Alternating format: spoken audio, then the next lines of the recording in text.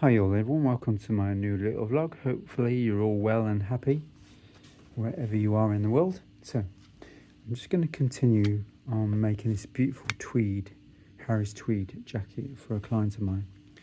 Now he's requested a turn back cuff, so I'm going to make a turn back cuff in a contrasting tweed, so not this exact same tweed here. He made contrasting tweed, which I've done for his pockets and for his lapels on his jacket, so I'll just get it and show it to you. So here's the jacket. So the welts in a different contrasting tweed and the flaps are in a contrasting tweed. So these are small little tweeds, little herringbones there. They're bigger herringbones, quite big, and these are very small herringbones. And also the lapel is in the contrasting fabric, very small herringbone. So this very small herringbone fabric there. Now we're going to do the same for a turn back cuff. So these are the sleeves, so he wants turn back cuffs. Now there's two ways to do turn back cuffs. You can have them grown on, so it's part of the fabric, it turns back up, but I found I did have sample it on him during a fitting and it was a bit bulky because this is a thick tweed. So the other tweed we were using were very small herringbones. That's a softer tweed. So, and also because I'm doing it in a contrasting tweed, we have to sew it on, so not a grown on. Grown on is actually part of the fabric, so you just, that's what they call it, grown on. So I'm going to do a turn back cuff here. So basically I've got a piece of paper, I've already started to do it, but what we usually do is I put it on the piece of paper here, and then I'll actually mark out, so it's already turned back, the cuffs are, so the hem's actually turned back at how it's going to be finished, and the top has been actually finished, how it's going to be finished there, where the buttonhole is going to go. So what I do then is I'll place this on the piece of paper and I'll mark my hem, you can see there, and then I'll mark the edge of my top sleeve there where the buttonhole is going to be, so I'll mark that up there, and I'll mark on the underside here, this has got to go in a seam and where it's going to finish exactly, so I'm going to mark it exactly where it's finished, which I've done there. Put it up. Now a turn back cuff can range from 1 3/4 inches to 2 inches or whatever the design is. I'm going to allow 1 3/4 inch turn back cuff here. Now I've marked the edge where it's going to finish, and also I've had to come in an inch.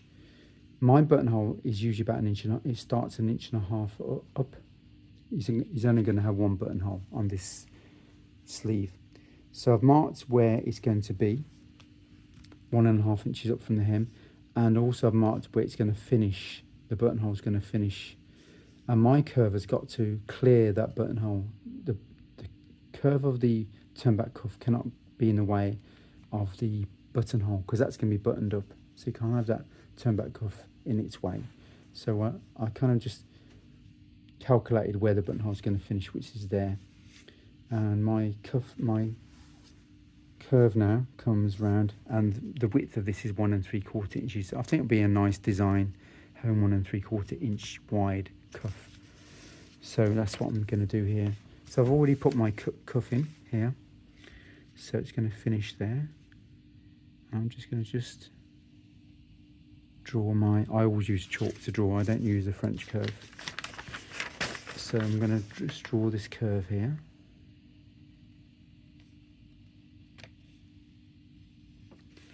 And now this is going to finish. I'm going to show you what I do. You'll see traditionally this is what the Savaro tailors used to do, because my Savaro tailor who taught me showed me this method, and he said in the 70s his tailoring company on Savaro, when they done turn back cuffs, they done this method. So I'll just quickly show you this method. There's many methods to do these turn back cuffs. I'm just going to show you just this one method which I'm going to employ. So we're going to just get this here. So just bear with me, everyone. So I'm just going to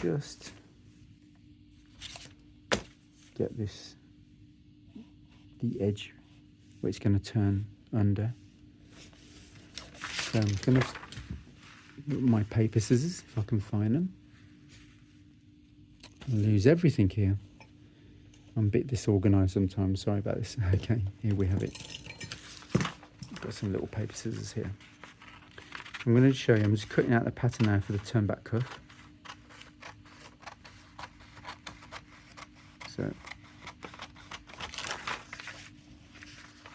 So that's what I'm doing.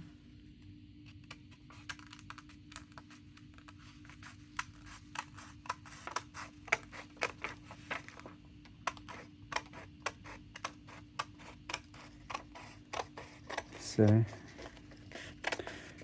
and we're going to make a lovely turn back cuff for this. I'm going to line it as well, so you'll see what I do.